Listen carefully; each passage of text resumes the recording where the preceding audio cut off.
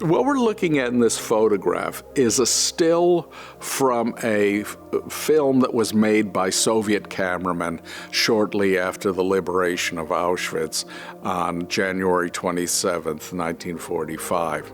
Now, what it shows is children, many of whom had been victims of Nazi medical experiments, being marched out of the camp.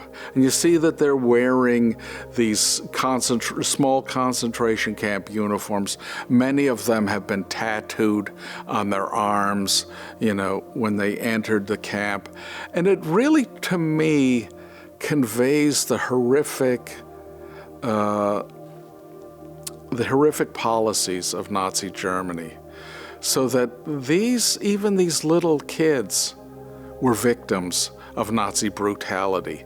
That we sometimes think that, well, you know, things happen in wartime, you have brutalities, but when you see the faces and the bodies of these kids that were subjected to hideous medical experiments, whose parents were often murdered, whose siblings were often murdered in that same camp, and many of these kids were left orphans, it brings up the hideous nature of the Nazi regime.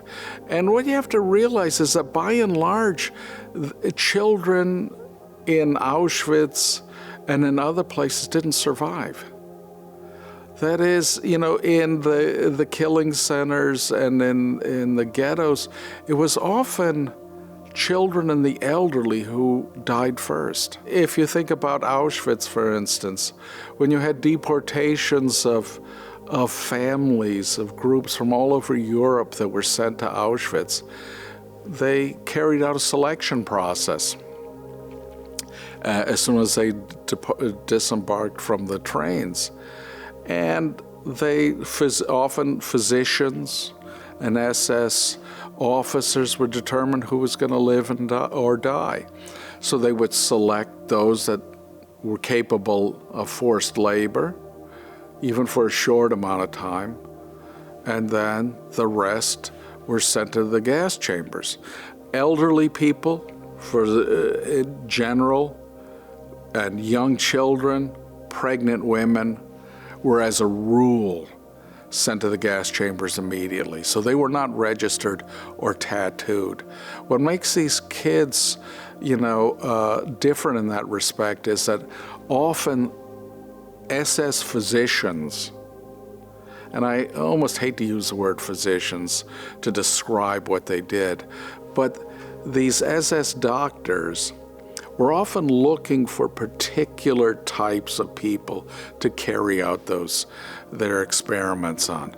So that, for instance, Dr. Josef Mengele, who was probably the best known of these doctors at Auschwitz, he was interested in twins, and so he would select children that were twins in order to carry out his medical experiments. And there were other doctors that were interested in other types of things. So some of these children survived because they were going to be guinea pigs in these experiments. And so looking at this footage and looking at this photograph, looking at the footage that was taken by the Soviets after the liberation of the camp, really is a powerful reminder of where racism, where anti-Semitism, and where hate can lead us. And that even the smallest of human beings, children, can be victims.